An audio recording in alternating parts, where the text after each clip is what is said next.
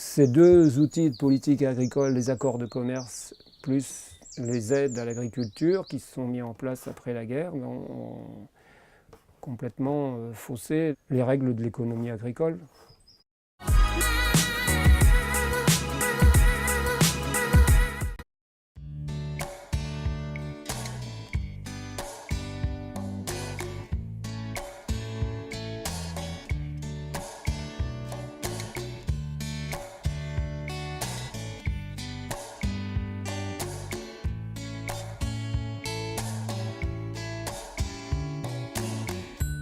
Bon, ouais, je m'appelle donc Jacques Audard. Je suis né ici, en 50, en septembre 50, et puis je me suis assez rapidement intéressé aux questions de relations Nord-Sud et de voir comment les gens arrivaient à s'organiser dans des pays qu'on nous montrait comme étant arriérés. À l'époque, je devais avoir 17 ans à peu près. Et en attendant chez le dentiste, il y avait des journaux, dont Paris Match, et puis un reportage sur la construction de la transamazonienne. Il y avait des patrouilles militaires, et puis je me souviens de cette photo où, vue d'hélicoptère avec une mitrailleuse, et puis dans une clairière, tu avais des Indiens avec des arcs et des flèches qui visaient l'hélicoptère. Alors ça m'a vraiment marqué. Je me dis, c'est pas possible d'aller exterminer des gens comme ça, qui ont sûrement des choses à nous raconter et à nous expliquer sur la manière de vivre. Et voilà, quoi. Et du coup, ça m'a guidé jusqu'à aujourd'hui, quoi.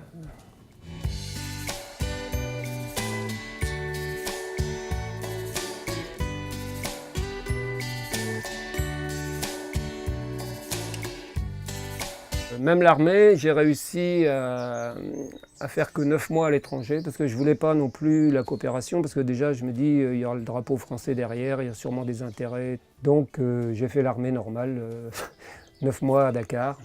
Et comme je voulais préparer le retour et toujours sur la question agricole, je passais un BTS par correspondance, économie et gestion de l'entreprise agricole. Et j'ai fait un stage dans un ranch là-bas, à Dakar. Et ça m'a ouvert les yeux sur justement, dans ce ranch, quand tu vois tous les sacs d'aliments distribués au bétail, sur lesquels tu as marqué « don du peuple américain ne doit pas être vendu », tu te poses des questions, quoi. Et au retour, évidemment, j'ai cherché tout de suite à essayer de repartir avec une association. Et puis ça a été Frères des Hommes, quoi. Je suis allé au Burkina 2 fois 2 ans. Moi, c'était pour l'agriculture, quoi. Développement rural, voilà. Notre action, c'était surtout déjà aller voir les paysans, essayer d'identifier les problèmes avec eux, et puis voir qu'est-ce qui leur paraissait prioritaire, et à eux et à nous. Il y avait des programmes européens, bien sûr aussi, mais avec des projets qui étaient conçus plus à Paris, Washington ou Bruxelles que sur le terrain comme nous, quoi. Ça a fini par poser des problèmes parce qu'en tant que chef de secteur, on me demandait aussi de mettre en route les projets qui étaient conçus par les autres. Par exemple, tel village, il faut arriver à convaincre 10 ou 15 paysans pour qu'ils s'équipent avec la totale.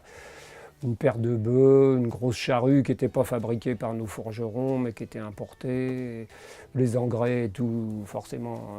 C'était transposer notre modèle de développement agricole finalement là-bas. En tout cas, nous au Burkina, je crois qu'on a été la première équipe à décider d'arrêter, quoi. Et on est rentré. Plutôt que de prétendre venir prêcher la bonne parole, il faut d'abord se remettre en cause notre système de développement qui torpille un peu leur manière à eux de se développer, parce que oui, j'ai aussi oublié de parler d'une chose importante, c'est qu'on avait des camions de l'armée qui arrivaient avec nos surplus alimentaires, dont de l'Europe cette fois. Ça torpillait toutes les possibilités de développement endogène, quoi. J'étais revenu d'Afrique avec une idée de l'agriculture qui n'était pas simplement le fait de produire de l'alimentation, quoi. Pour moi, l'agriculture paysanne, c'était une dimension culturelle. La culture au sens premier, c'est-à-dire c'est comment des gens sur un territoire sont organisés pour satisfaire les besoins vitaux, donc l'alimentation, mais aussi ces gens-là s'entraident pour construire leur maison avec des éco-matériaux, et puis la gestion de l'eau, la gestion de l'énergie. Tous ces besoins fondamentaux, c'est l'objet de l'activité paysanne, quoi. Notre système a tout cloisonné comme ça.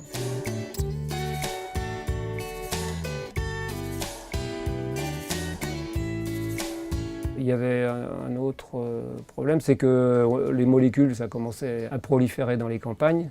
Et c'est pareil, je me disais que c'est pas nécessaire. En lisant la presse locale aussi, un article qui m'avait bien plu, c'était quelqu'un qui est devenu un bon copain avec un autre qui était éleveur de moutons. Ils expliquaient comment ils faisaient l'agriculture biologique. Ce copain-là a mis en place une coopérative, donc on a démarré une petite coopérative de céréales agricoles Bioserre. Voilà, puis il se trouve que aussi j'ai surtout rencontré Isabelle, quoi, et on a décidé de rester là, quoi. J'avais aussi le projet de construire la maison en même temps. Pour moi, c'était cohérent avec le raisonnement sur l'agriculture paysanne. L'alimentation, le logement, l'énergie, planter les haies, voilà, quoi. L'idée, c'était surtout pas de faire une monoproduction pour être obligé d'aller mettre à genoux devant la grande surface pour dire est-ce que vous voulez bien acheter mes produits à un bon prix, machin. Non. L'idée, c'était de produire des choses pour vendre directement aux gens, aux consommateurs, quoi. Les AMAP, les gens qui sont en AMAP, ça c'est porteur d'avenir et je pense que ça se développe et c'est notre espoir, quoi. Surtout qu'en plus, c'est pas le repli sur le local intégriste, quoi. C'est une ouverture globale. Bon, bien sûr, comme je disais, il faut optimiser la gestion des ressources naturelles en local, diversifier notre alimentation à partir de notre environnement, mais il ne faut pas perdre de vue que de toute façon l'échange avec d'autres régions restera nécessaire, quoi. Et notamment, moi je suis très content de voir qu'il y a des AMAP qui fonctionnent par exemple avec Artisans du Monde pour importer des produits qu'on ne produira jamais. Nous en Normandie, on ne fera jamais d'huile d'olive, le thé, le café,